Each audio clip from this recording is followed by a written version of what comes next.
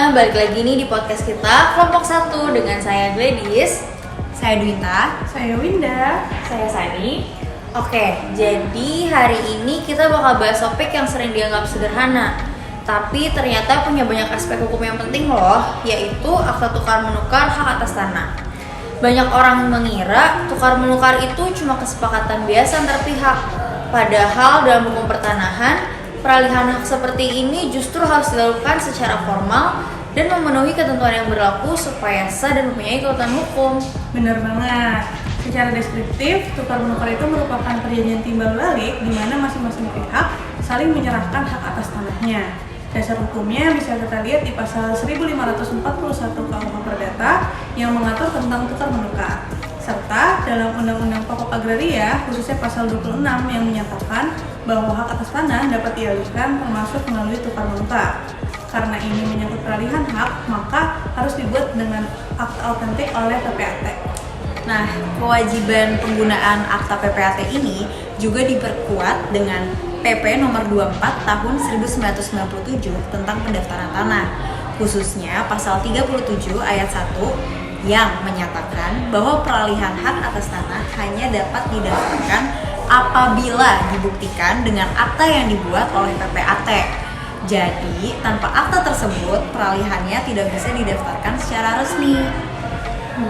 Berarti kalau dipikir-pikir, walaupun para pihak sudah sama-sama sepakat dan mungkin merasa nikah karena punya kita sendiri, tetap nggak bisa sembarangan ya, karena negara juga ikut mengatur supaya ada kepastian hukum. Jadi nggak cukup hanya dengan kesepakatan lisan atau tulisan biasa. Kalau nggak pakai akta PPAT, bisa jadi secara administratif tidak diakui dan itu pasti bakal menyulitkan kalau suatu saat muncul masalah. Betul banget nih Sani, karena dalam hukum pertanahan bukan cuma soal sepakat, tapi juga soal legalitas formal. Nah, kalau kita lihat struktur akta tukar menukar biasanya memuat identitas para pihak, objek tanah secara rinci, serta klausul-klausul penting seperti jaminan bahwa tanah tidak dalam sengketa. Nah, di sini nih pentingnya ketelitian, karena akta autentik kan memiliki kekuatan pembuktian yang sempurna ya. Jadi, sebagaimana diatur pasal 1868 KUH, artinya apa yang tertulis di dalamnya dianggap benar sampai ada pembuktian sebaliknya. Makanya setiap detail dalam akta itu harus konsisten dan juga jelas. Kalau ada kesalahan, apalagi yang menyangkut angka atau substansi penting, itu bisa berakibat pada munculnya sengketa di kemudian hari. Iya, jadi ternyata akta itu bukan cuma sekedar dokumen formal yang penting ada tanda tangan, tapi benar-benar harus disusun dengan hati-hati. Karena semua yang tertulis di situ bisa jadi pegangan hukum di kedepannya. Kalau sampai ada yang nggak jelas atau beda penafsiran, itu bisa jadi awal konflik. Padahal awalnya mungkin niatnya baik-baik aja. Nah, teman-teman, dalam contoh akta yang kita bahas, sebenarnya strukturnya sudah cukup lengkap nih. Tapi ada satu kesalahan yang cukup fatal, yaitu perbedaan antara angka dan huruf dalam penulisan nominal uang tambahan. Nah, di satu sisi dalam akta ini tertulis 10 juta rupiah, tapi dalam hurufnya tertulis 100 juta rupiah. Dalam praktek, hal seperti ini bisa menimbulkan multi tafsir, dan dalam konteks pembuktian bisa jadi masalah yang besar. Padahal dalam penyusunan akta ada prinsip bahwa isi akta harus jelas dan tidak ambigu.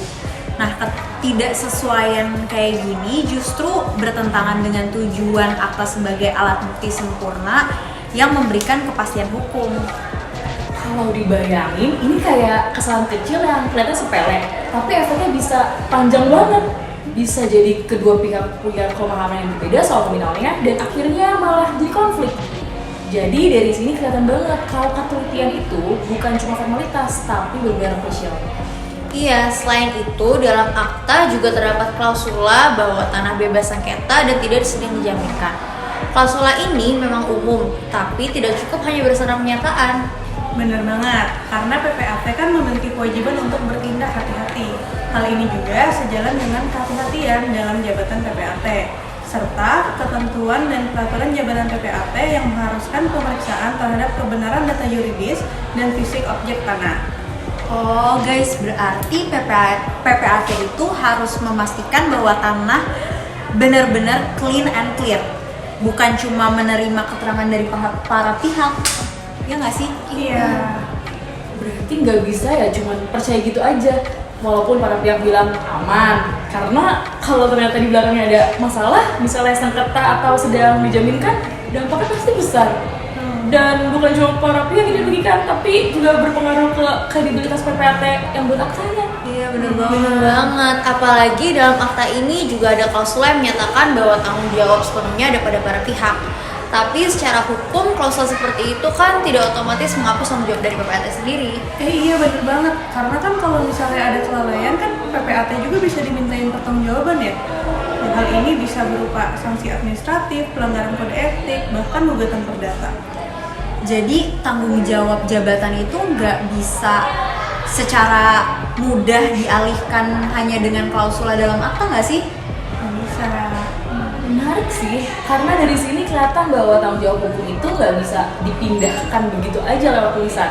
Walaupun di akta ditulis bahwa semua risiko ada di para pihak, tetap ada batasan yang melekat pada jabatan PPAT. Jadi perannya tetap penting dan harus dijalankan dengan penuh kehati-hatian. Iya benar banget.